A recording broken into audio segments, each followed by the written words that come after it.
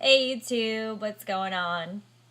So you want to start a business in the state of Massachusetts, and so do I.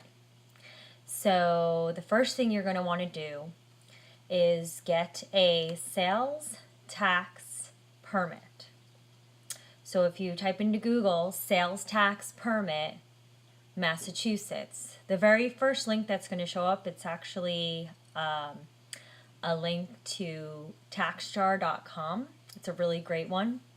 If you press on that link, then right away at the bottom of the page, actually, let's see here. Not at the bottom, it's number 2. It says, how do you register for sales tax permit in Massachusetts? And there's going to be a little link that says Mass Tax Connect. You're going to want to press that button and start the process of applying for your sales tax permit in Massachusetts. Now, let me tell you, number one, there is no charge to get this permit. So if there's any company that's trying to sell you the ability to get this permit number, forget that. You can do it on your own. It took me 5 minutes. There are a lot of questions. You're going to need either your social security number, which I do not recommend. I recommend getting an EIN, which is an employee identification number.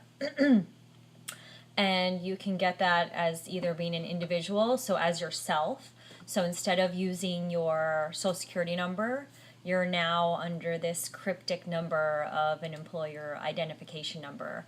What would be actually even better is if you started an LLC. Now, again, you can Google how to form an LLC in Massachusetts. There is no need to pay any fancy lawyers to start an LLC for you because it's really simple. Again, just a couple of forms to fill out. You can do it right online. And the only difference there is, well, the downside, I guess you could say, is that there is a fee to maintain the LLC every year, and that's $500, but it's a business expense, so it's going to be coming out of your profits anyway, which you want to do because you want to keep your tax burden as low as possible. So any expenses for your business are great. So once you get your LLC and you have your LLC identification number, you can take that right over to getting your sales tax permit. Now, one of the major reasons you're going to want a sales tax permit is because there are so many items that you are going to need for your business that you won't have to pay taxes on. Items that you're going to be selling, items that you need for the operation of your business that you are going to be selling. Again, there's a guide. It's called mass.gov/DOR/individuals/ oh, I'm sorry. Actually, if you Google sales tax license Massachusetts, the third option that comes up says sales and use tax, mass.gov. So if you press on that link, there's a whole list of items that come up that you can see will be tax exempt.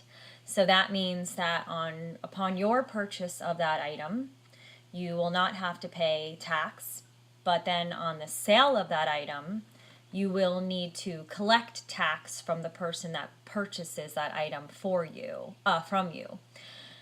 The catch is if you purchase items and you sell them online and it goes to the person buying it is not from your state, then you don't have to collect the sales tax in that instance. Then the tax burden goes onto them in that state. Basically, you don't have to worry about it. So purchasing items, selling them online, ideal situation, a buyer will be from out of state, and then you don't have to worry about paying or collecting the taxes at all. Now, depending on your state, you can save up to 10%.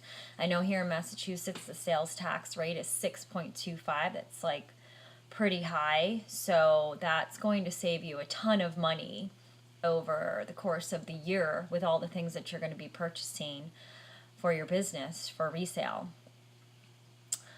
What else? So make sure when you are filling out the form on the Mass Tax Connect website, again, it's going to make you go through this whole slew of questioning.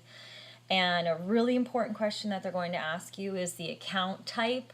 There's so many to choose from. Don't get nervous on that page and freak out and give up. Just look for the sales tax button. It's on the right column, about halfway down. And that's the only one you need to worry about, because that's what our goal here is in getting this sales tax permit for Massachusetts. So Mass Tax Connect, the website is https://mtc.door.state.ma.us//__number 27. Actually, that might be like something actually that was specific to mine, but if you Google Mass Tax Connect, it should come up, and you can start your process of getting your sales tax identification number and start saving major amounts of money when you make the purchases for the sale of your business. I hope this video was helpful.